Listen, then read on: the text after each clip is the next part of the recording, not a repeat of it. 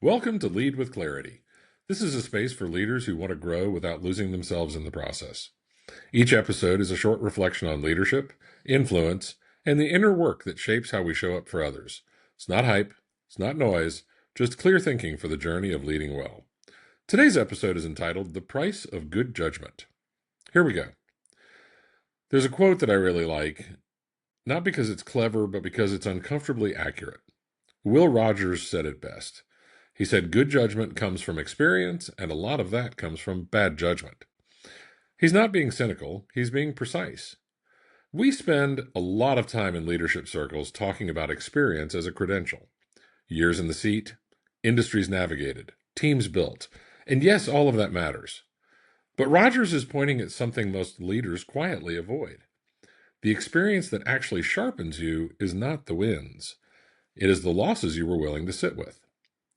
Will Rogers, American humorist, actor, social commentator, a man who had a remarkable gift for cutting through pretense with that single sentence. Good judgment comes from experience, and a lot of that comes from bad judgment. Simple, devastating, true. Think about the most consequential decisions you've made in your career. Not the ones you're proud of, but the ones that kept you up at night. The ones that you look back on and wince. And now ask yourself honestly, how much of your current judgment, your instinct for people, for timing, for risk, was forged in those moments? I've worked with executives who carry one bad hire from 15 years ago as a permanent lesson. Not a wound, but a reference point. They learned something in that failure that no training could have taught them. They learned what they tend to miss. They learned their own blind spots, and that knowledge made them sharper. Here's where leaders get this wrong. They think the lesson is to avoid bad judgment, to be more careful, more deliberate, more guarded. So they slow everything down. They overanalyze. They create committees where a call should be made. They mistake caution for wisdom. But Rogers is not saying be reckless. He's saying be honest. The misread is thinking the goal is fewer mistakes. The real goal is better learning from the ones that you make. Good judgment is not the absence of bad judgment. It is the accumulation of reflected upon bad judgment.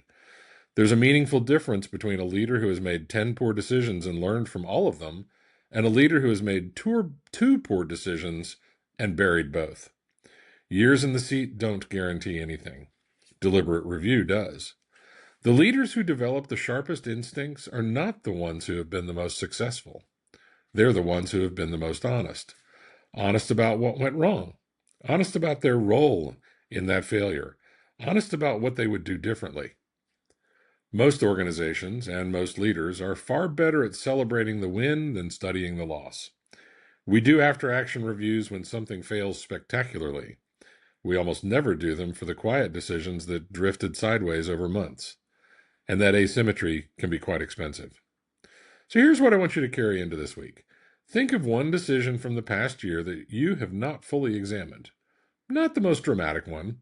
Maybe a hiring call, a budget allocation, a conversation you avoided, a direction you held too long. Pick one and spend 20 minutes with it. Not to assign blame, not to replay what could have been, but to ask 3 questions. What did I know? What did I assume?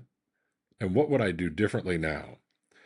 That exercise, done consistently, is the difference between experience that accumulates and experience that compounds. One just adds time. The other adds precision. Will Rogers was reminding us that wisdom is not given. It is earned through a specific kind of courage. The courage to look back without flinching. The courage to name what you got wrong. The courage to carry that into the next decision without letting it become fear. Good judgment is built, not bestowed. And most of the building happens in the moments that we would rather forget.